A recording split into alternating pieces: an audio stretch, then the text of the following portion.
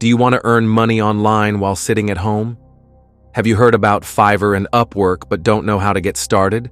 Well, in this video, I'll give you a step-by-step guide on how you can start freelancing and earn at least $500 per month, even with no experience. So, stay till the end, and if you find this video helpful, make sure to subscribe. Fiverr. How to start and get clients.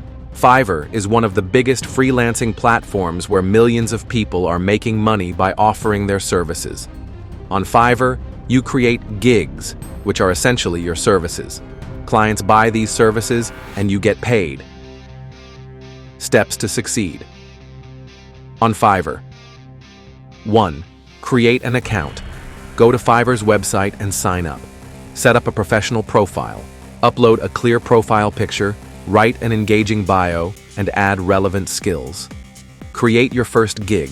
Use high-ranking keywords in your title, write an SEO-optimized description, and add attractive images.